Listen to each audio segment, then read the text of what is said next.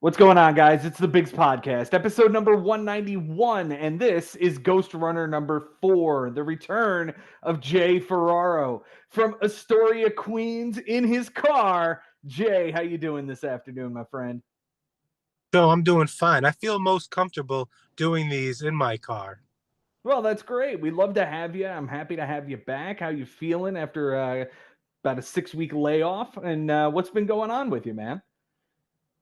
Paying close attention to what's going on in Major League Baseball is what's happening. And Tyler Ward hit a bomb today, may have been a salami. And in my Roto League, I dropped him this morning for Lawrence Butler. So Mm.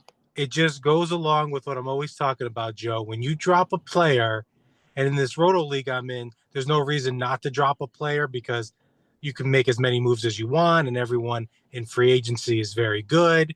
Hmm. They always hit a bomb the second you drop them. Oh yeah. It's always seller's remorse. You finally give up on a guy and he goes on a tear or he does something that would have helped you out somewhere along the way. Your Yankees, man, they are currently sitting pretty in first place here on June the 4th. They're 37 and 22, 6.5 up on the Rays and the Blue Jays. How you feeling as a Yankee fan right now? 6.5 is a nice number going into June. And when you consider no Garrett Cole, no Stanton, we just got Jazz back, that's a really dirty number. Now, Luke going down, that's going to be troublesome, but slide in Devin Williams. And if Hmm. Devin Williams stumbles, maybe Cruz gets some opportunities there. So all I care about is that 6.5 in June. And I know they'll add reinforcements come the trade deadline. Oh, no doubt. They're going to go get another bullpen piece. They're probably going to go get another bat to play third base or second base wherever Jazz isn't playing. And yeah, you guys are going to be pretty solid and pretty stacked come the postseason. I think the American League East might already be over. I think that there's no unless the Red Sox go on a ridiculous tear, I don't see a team in the East that's going to contend with you guys. And the Red Sox are 10 out and currently 5 under 500. So I don't think they're going to be making that big a tear. No, I think all the teams chasing the Yankees have too many glaring holes at too many positions that they wouldn't be able to heal everything at the trade deadline. And with the Yankees' ability to add to already what's there and Judge having this historic season, Mm-hmm. it's going to be pretty darn tough for any of those clubs to catch them. If any club could have done it, it would have been the Orioles if they properly addressed their squad in the offseason. You and I have talked about it ad nauseum on Ghost Runner that they did nothing, and then Brandon Hyde becomes the scapegoat for some Mm-hmm. reason. It's not his fault they replaced Corbin Burns with Charlie Morton. But Joe, maybe all of a sudden the O's dodged a bullet there because, as you know, Burns went on the IL. That elbow's barking. If that's TJ, then maybe the O's did dodge a bullet. They very well could have, and the Diamondbacks might be on the hook for a bad contract here, the second one in a row when they sign an ace. If you go back to Madison Bumgarner, so I hope that that's not the case for Burns' sake, for the Diamondbacks' sake. I mean, I like watching Corbin Burns pitch; he's really really good. But man, that did not look good in Arizona the other night. That definitely did not look good. The best team in baseball right now is the Detroit Tigers. They're 40 and 22 and 6 games up on the Twins. What is going on in Detroit? How did this happen? A lot of years of losing and bringing in good players via the draft. You know, Baez is actually giving them something this year, and that's better than nothing. And adding pieces in free agency like a Jack Flaherty, a veteran, to be around all those young pitchers. So it's a combination of a lot of things. The manager's good. You know, the team was in a bad spot for a good many years. And Mm-hmm. right now, when you look at that club, and let's not forget what Torque Daddy's doing. Now, you know, those bombs, those RBIs are real. And now that you have Parker Meadows coming back and he's going to be in the leadoff spot, and you move Carpenter to, let's say, the 3 hole, that just lengthens that lineup a lot. So Mm-hmm. it's a combination of a lot of things. And really, if you're a fan of Major League Baseball, how could you not like what's happening in Detroit? No, it's been fantastic. And you mentioned Torkelson. He's got 14 bombs and 42 RBIs here in the beginning of June. He hit, I don't know, 12 all of last year. He was terrible last year. So he's on his way to another really nice season. And the rest of that team is sort of following suit. You're right about Parker Meadows. I'm interested to see how he impacts this team going forward. As for the rest of the AL Central, the Twins are 6 back. The Guardians are 6.5 back. The Royals are 7.5 back. All three of those teams over 500, though. So we're looking pretty much like the AL wildcard race is going to come down to at least partly these three teams. Sure, and the Guardians had that wild card in their pocket being Bieber coming back in June, barring an injury. And before he got hurt last year in April, and now that's a lifetime ago in Major League Baseball, he was lights out pitching for Mike Saber team at the time. He was pitching phenomenal. It was only a few starts. So if all of a sudden the Guardians get back an ace, that's a big, big deal. Yeah. Yeah, they could go on a run late and push the Tigers for the division, I would imagine. But I don't know. The Tigers are really good. They're certainly going to make moves as well. They've got some holes to fill in the back end of that bullpen. I don't know that Will Vest is really the guy to go to, but you get yourself an Aroldis Chapman on the cheap from Boston, I would imagine. Yeah, Chapman on the cheap. Is Kenley Jensen another name? Somebody we're not even thinking about, of course. You know, they've gone through a lot of names. We thought it was going to be Foley to open the year, but Vest has been very serviceable for them, very serviceable, and they got some nice arms there. So good for the Tigers. I'm really interested to see what they do in July. Yeah, that'll be interesting. Over in the West, the Astros actually lead the AL West 33 and 27.5 game over the Mariners, 4.5 over the Rangers, and 5 over the Angels. Is this the division that's going to be wild come the end of the season? Because I feel like there's at least 3 teams that are going to compete in this division. It was wild a year ago, and yeah, I think it is. And I mean, geez, Joe, those Astros without Kyle Tucker, without Bregman. Yordan Alvarez has been hurt, hasn't really given them much this year. And for them to still be in this position, it just speaks volume to just the depth of everything that's going on from the bullpen to the rotation, a slew of injuries there. I mean, Joe, when you think about that Astros team being ahead in June with all that we've talked about, I mean, what Mm-hmm. sticks out to you? I mean, is that rotation something that you're like, wow, these are the guys, the pen? Like, what is it? Why are they still good?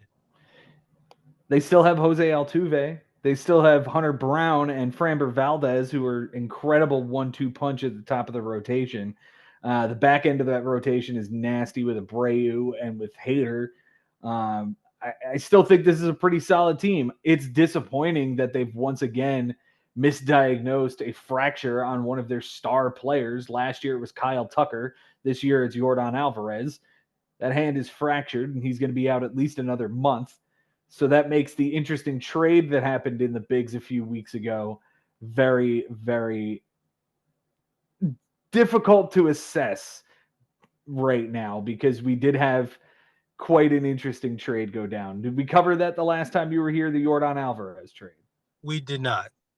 It's Yordan Alvarez going from Frank to Cody Pyatt for Ian Happ and Nick Castellanos.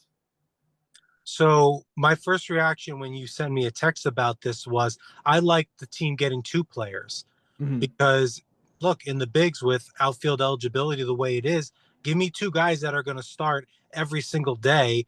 Nick in the middle of that uh, lineup for Philly, and then with Ian Happ, the top of that Cubbies lineup. He hasn't hit that many bombs this year, but that run total's there, and Ian Happ's going to go on that run, Joe. Where like at some point this month he hits about 5 or 6, and then July he hits about 10. Ian Happ has that type of power, and he's going to steal you a few bags. So regardless of how all the injuries shook out, because I believe right after the trade, Ian Happ went on the IL. Mm-hmm.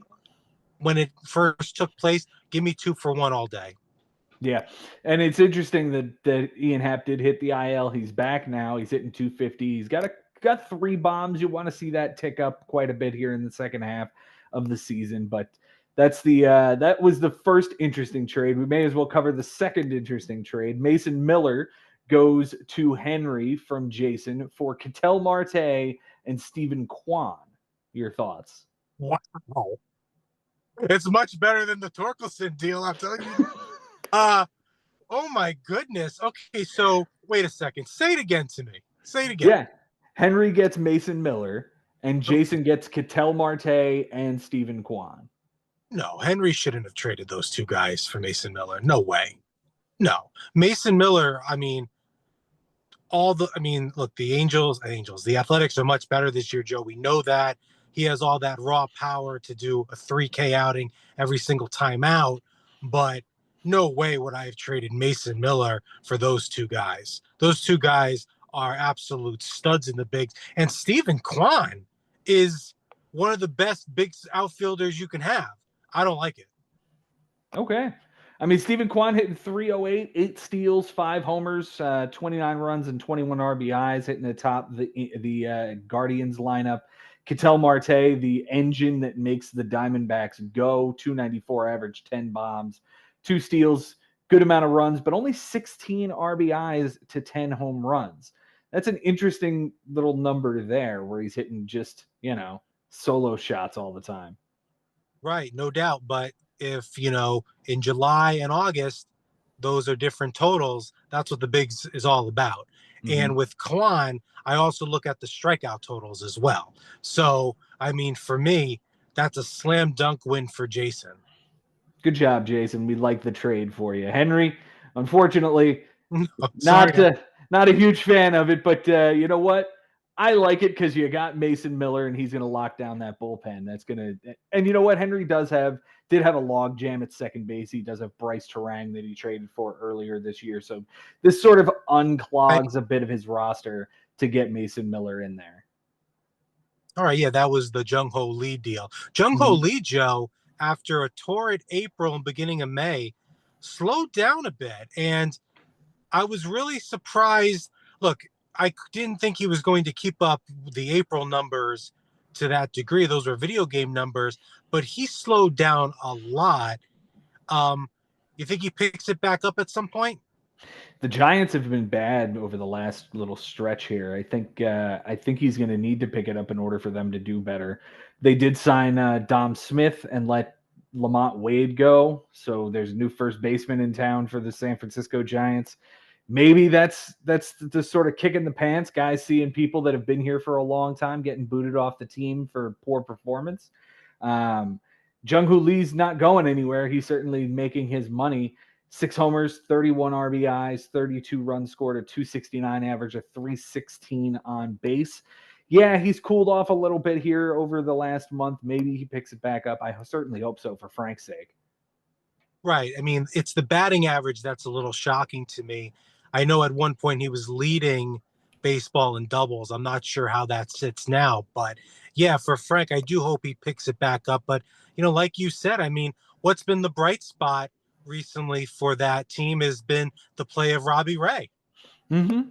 Yeah, who just sits on Mike Haber's team and continues to crush it. What about that switch from Walker to Duvall? How did that play out in the bigs? Was that a big-time shakeup for the clubs that had him? Well, Duvall is on my team, and Mike Haber had Ryan Walker, and he's got Randy Rodriguez as well. So he's got the vast majority. Oh, and I think he's got Tyler Rogers too. So he's got the vast majority of the San Francisco bullpen, but he doesn't have Camilo Duvall. So when the switch happened, he definitely texted me and told me, I hate doing this, but I have to ask what Duvall costs. And I'm like, man, my bullpen's in shambles. I lost Blake Trinan. I lost Jose Alvarado. I lost somebody else. I bailed on the Rockies closers. You didn't get Mason Miller. I didn't get Mason Miller. So my bullpen was a bit messed up. And there's just no way I can move Duvall right now. That would be foolish. And not to Mike Haber. You can't trade him to Certainly not. Certainly not. That's the devil you may know. The devil sends you a text message. Hey, you up? What are you doing? What are you doing? How's your closer situation? What's your bullpen look like?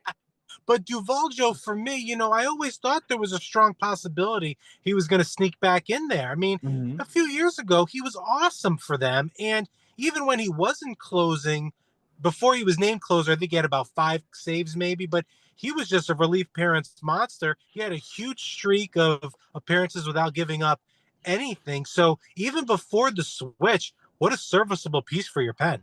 Yeah, dude. 27 innings, 7 saves, 24 strikeouts, a 1.67 ERA, 0.93 WHIP, and 28 appearances. It's been very, very nice for me to have him. Uh, Jason Adam and Brian Abreu. Those three have been my bullpen. Right. And the PD suspension you just mentioned, that really hurt your pen.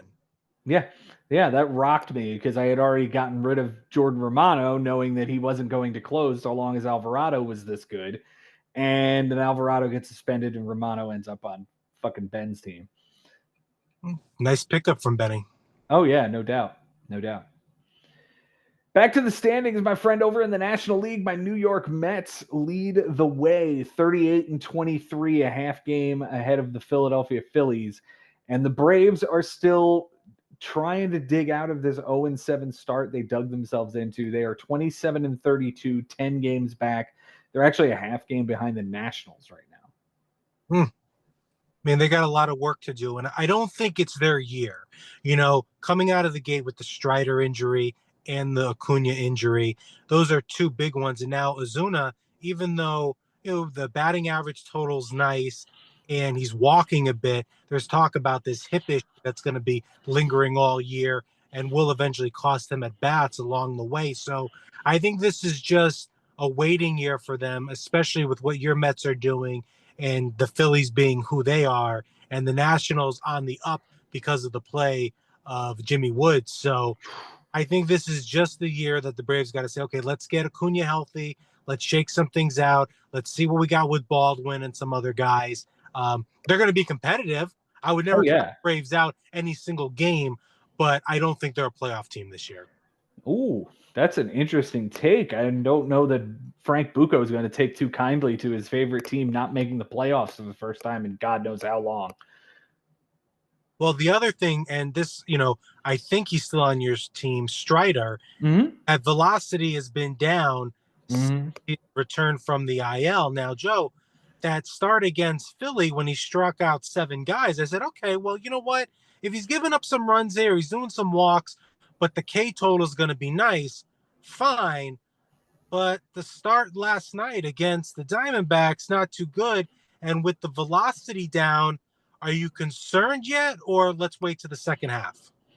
I'm concerned. I'm certain anybody who's coming off of Tommy John, I'd be concerned about. I mean, do I like that the velocity's down? No. Do I like that the results have been bad? No. He's 0-4 in I think 5 starts maybe, and it's a strikeout an inning with an ERA north of 5.5. It's not good. It's not good. I also just landed Zach Gallen in free agency. He's not been good either, but he had a nice start against the Braves. So maybe he's on the tick up. But my pitching staff's in trouble right now, and I am pretty concerned. I mean, those are two good names because look, Strider right now, but in that first round, a win in 10 Ks, that's a big deal. That's what this Mm-hmm. all is about, folks. It's not about April, it's not about May, it's not about June. It's about having that guy in the right moment to play that card. Maybe Strider's a 2-star week for you, right? So Mm-hmm. that's what's about. I like that other pickup as well. Now I know another guy that you waited on, Acuna. He Mm-hmm. can find. I mean, look, the stolen bases are not going to be there. We No. know that now. And even without the stolen bases, he's still hands down a first round pick in 2026.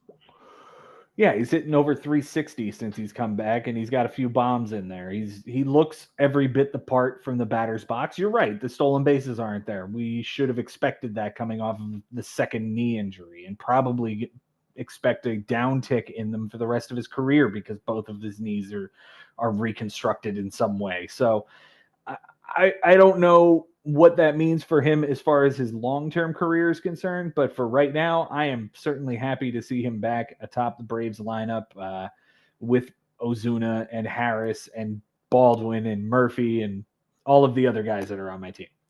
What do you think of Baldwin? I mean, was rookie of the month in May, and yesterday batting in the 2-hole. Yeah.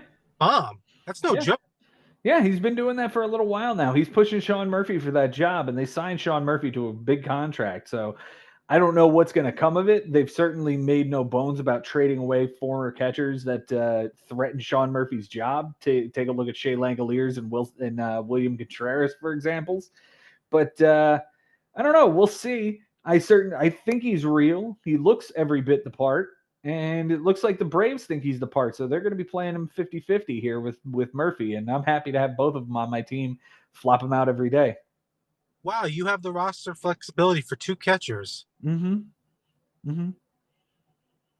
Yeah. I've got a pretty big bench this year. I'm carrying 4 on the bench. 4 bench, yeah, that is large for you. Is Max Muncy, I'm guessing, is still in the picture. Oh yeah. He's been tearing the cover off the ball lately. Over in the NL Central, my friend, the Cubs 38-22, 5 games up on the surprising Cardinals, who are 33-27. What do you make of the Cardinals this year? They weren't supposed to compete. It's incredibly surprising all around. The entire organization. It's very, very surprising, especially when in the offseason all the talk was Nolan Arenado getting traded. Mm-hmm. Now they find themselves 5 games back. Now, do I think they're going to catch the Cubbies? No, I don't think they're going to catch the Cubbies. Pete Crow Armstrong, I mean, what more can you say about the campaign he's put together? He's going to shoot up the rankings for 2026 in a big. Yeah. Kyle Tucker, is that his home next year? Is it not his home next year? But obviously, trading for Kyle Tucker, Joe, was a really, really good idea.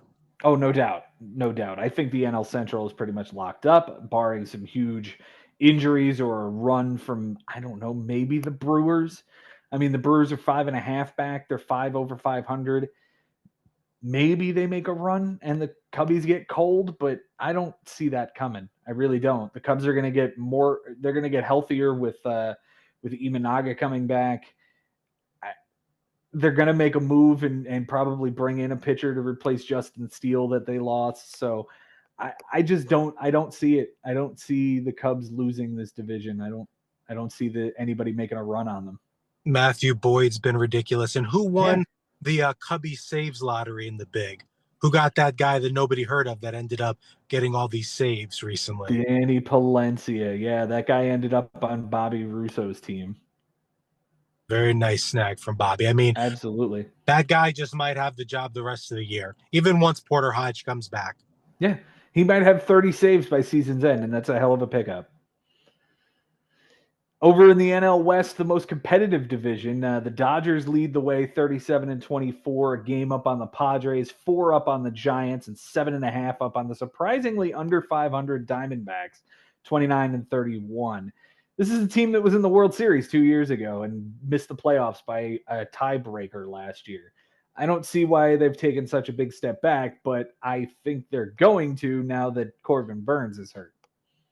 No doubt, and the rotation hasn't been great. A lot of high ERAs. The back of that bullpen has been a mess, right? Because Martinez had it, then it was Shelby Miller, and then, Ginkel comes back, maybe it's him, and then Martinez. I mean, I think it's Martinez all the way, the rest of the way, but that's not to say that Shelby Miller won't have his handful of saves. But so there's a combination of things. And you know what? Losing Christian Walker, losing his presence in the clubhouse, losing that bat in the lineup. I mean, this was a big time underrated power bat, Joe, for a good many years. And you don't replace that guy. So that all 3 things have really contributed to their season.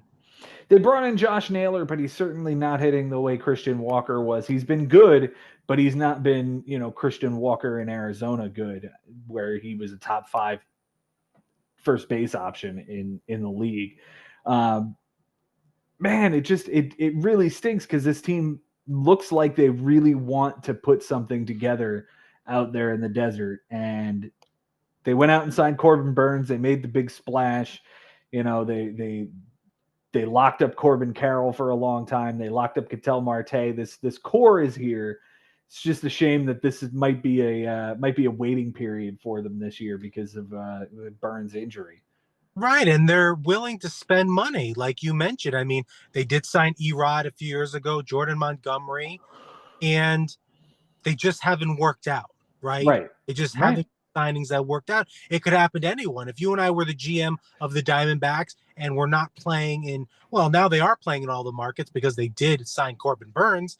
But at the time, Mhm. these were two pitchers. Every team wanted these guys, and it just hasn't worked out. But, Mhm. you know, that division, with everything the Dodgers did, are you surprised they're only a game up on the Padres, or with the slew of pitching injuries, are you comfortable where they are?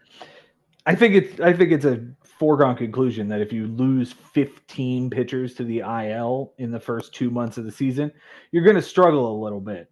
This team is still 13 games over 500 and in first place. So I'm not surprised that they're only a game up given the pitching woes that they've had, but I don't think it's going to get any worse than this. I think they're just going to take off as they get healthier.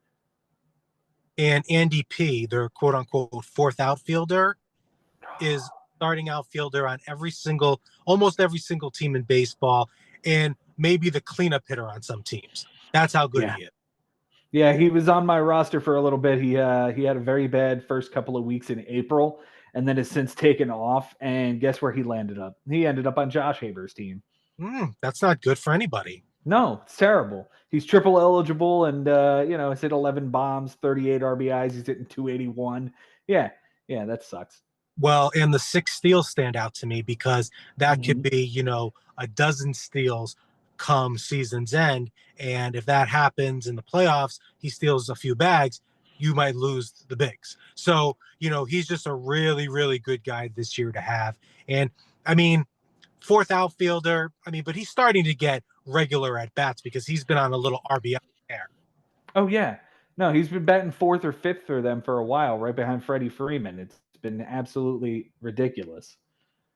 What about the Dodgers pen? Talk to me about the pen because the names have gone in and out. I mean, you lost Blake Trinan. Yates is Mhm. on the DL or IL. Kopech is on the IL. Now they traded for Diaz. Alexis Diaz. I mean, Tanner Scott has stumbled a little bit, but has got a lot of saves for that. I mean, you want a piece of all of it, obviously, but it's been a little messy out there. Little bit, and it's not going to get any better. They just lost Luis Garcia, and they lost Evan Phillips for Tommy John, so he's gone. It's not getting any better. Michael Kopech is on the way back, but he's been terrible at AAA in his rehab, so I don't know if he's going to really stick out there. But I just picked him up because I need bullpen help. So God damn it, I'm getting a piece of the Dodgers pen one way or the other. Alex Vesey has been good. Ben Kasparius has been fine. Jack Dreyer has been an interesting piece with SP eligibility. You know, there are pieces out there to be had. It's just a matter of like getting them when they're free because everybody locks them up as quickly as they become free agents. Right. And Kopech all of a sudden saves, 10 games for you. Yeah. It's very likely that that does happen. Who has Diaz? Was that somebody who's still rocking on Ben's team because he went all Reds? Alexis Diaz? I don't think so. I think he got rid of him. Let me take a look here, though, because that is a really nice piece to have if they figure out what happened with him and why he's hurting so bad. No, he is still on Ben's team, but he is on the NA spot, so that's Mm-hmm. where he's sitting. Well, that makes a lot of sense because you blink and all of a sudden Diaz closes out the World Series this year for the Dodgers. You know, Yeah, right. That that's would be. baseball. Mm-hmm. That's baseball. That's the MLB, and this is the bigs, dude. We are 9 weeks in. I can't believe that we're hitting the 10th week. You want to hear the standings? I want to hear the standings right now. All right. Josh Haber leads the way. He's 3 games up on Henry. Ben is in a virtual tie with Henry, also 3 games back. I'm 6.5 back. Mike Haber is 7 back. Mike Sherman is 8 back in 6th place in a playoff Okay, spot Sherman. currently. Okay, Sherman. Yep, that's the surprising part. And now here gets really messy because over the next 8 spots, it's all separated by 8 games. Wow. So it's Cody at 13 and a half, Jimmy at 14, Costas at 16 back, Lebo at 17 back, Jason at 18 back, Adam at 18 back, and Bobby at 21 and a half back. It's 7 dudes separated by 8 games. A lot of dudes are going to have their hearts broken this year. It's not as if you're going into June saying, well, look, I'm too far back. Let me just play spoiler.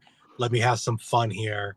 There is a lot of big baseball left to be played. And as I know from a year ago, you get that right dirty number at the right time, you propel yourself into a playoff spot. No doubt.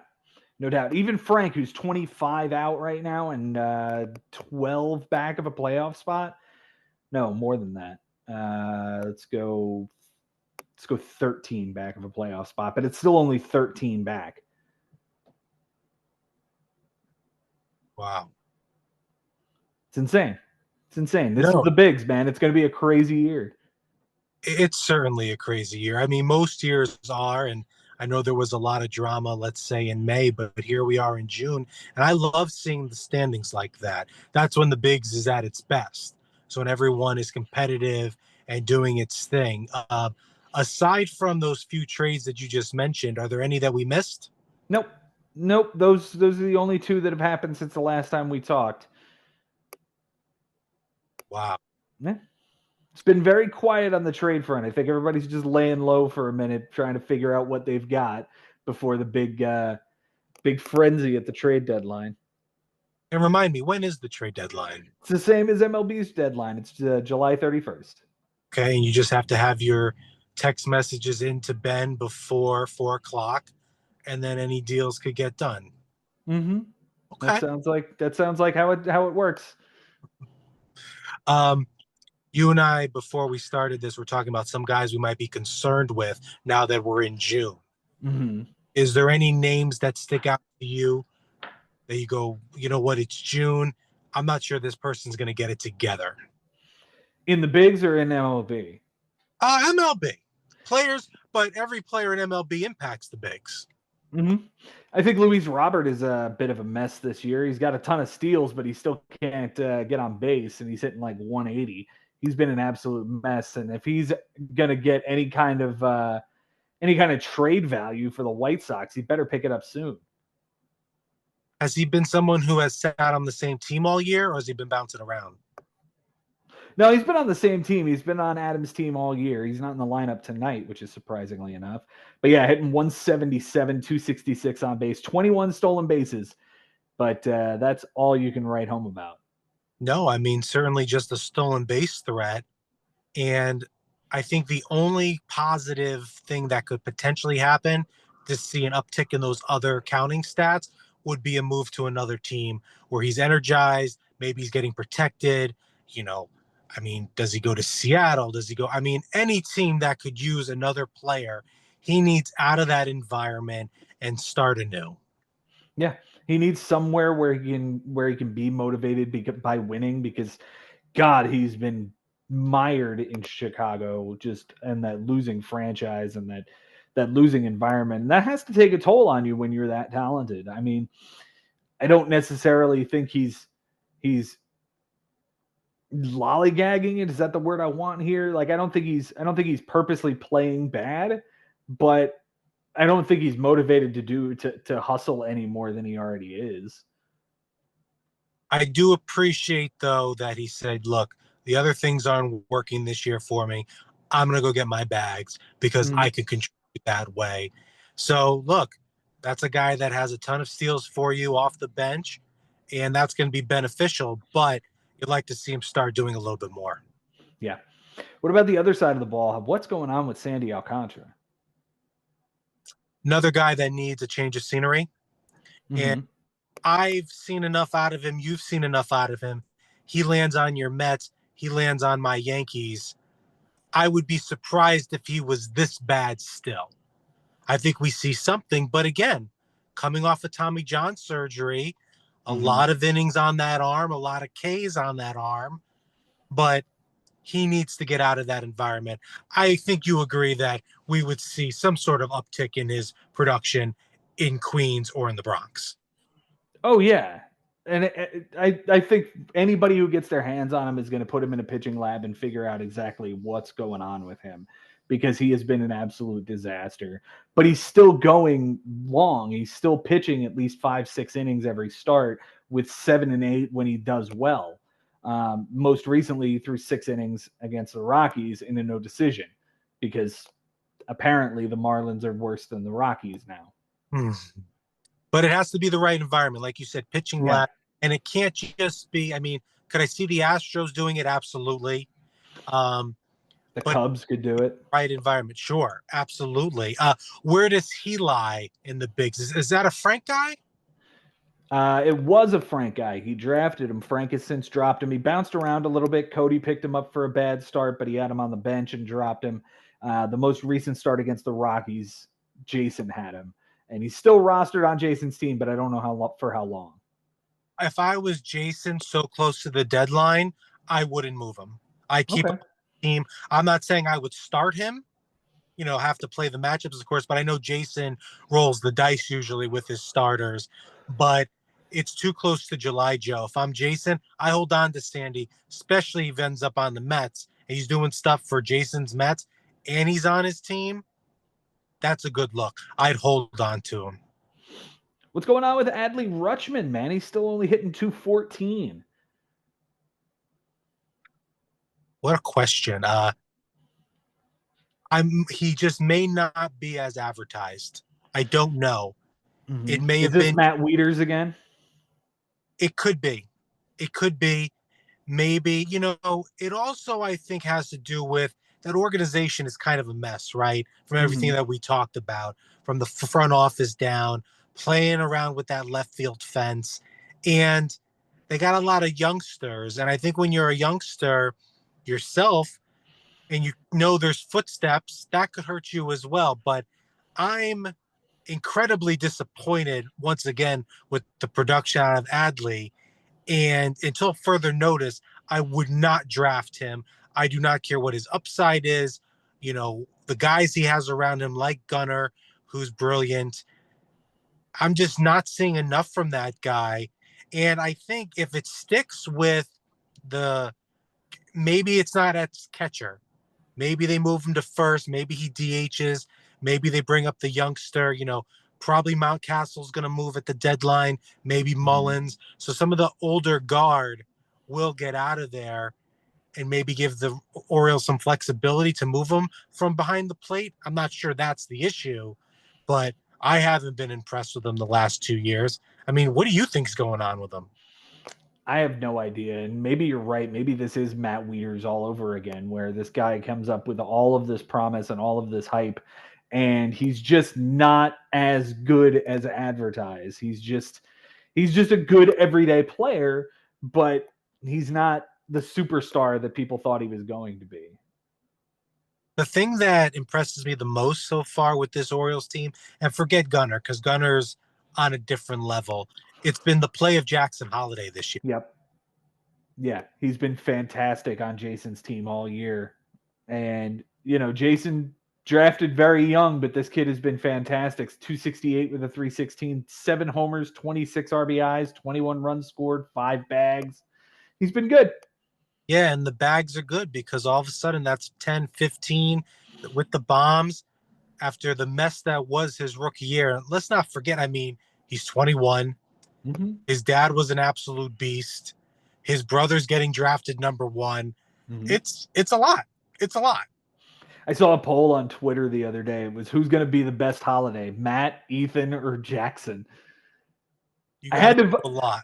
I had to vote for Matt because you have to do a lot to live up to those shoes. That dude was a beast. A beast in Colorado and with the Cardinals. Mm-hmm. Yeah. Jay, I appreciate you being here, my friend. This has been a fantastic episode. My computer is going to die soon, so I've got to cut this one short, man. Thanks so much. Oh, I had one more thing to ask you. What's up? What about Juan Soto? What about Juan Soto? He's starting to heat up. I think you're going to see very, very good times from Juan Soto over the next month. Okay. So, but the fantasy owner that took him, is there any buyer's remorse right now? Or do you think, like you said, he's going to get going, so there will be no buyer's remorse? There is no buyer's remorse. That's Josh Haber. He's a huge Mets fan, and he's on board to the very end with this guy. Sure. Ride or die. You have to be. Yeah. Yeah. You're not going to trade this guy. You're certainly not dropping this guy. No, you're riding with his 233 batting average right now, but more walks than strikeouts. And in the bigs, that's why you put him on your club as well. That's a huge, huge deal. And he's stolen 7 bags this year. Oh, really? Yeah. Oh, that's really good. Yeah. That's really good. Yeah. He's going to be fantastic all year. I worry that Josh Haber is going to get really hot once Soto turns it around. Maybe going back to back, Joe, unless you or someone else has something to do about it. We got to stop him. We got to stop him. We can't have another back-to-back. The only back-to-back can be this guy and this guy. That's right, Joe. Jay, thanks so much, man. I appreciate you being here. Love you, brother. All right, guys. Thank you so much for watching and listening. Until next time, it's been real. It's been fun. And it is always real fun in the bigs. We'll see you next time.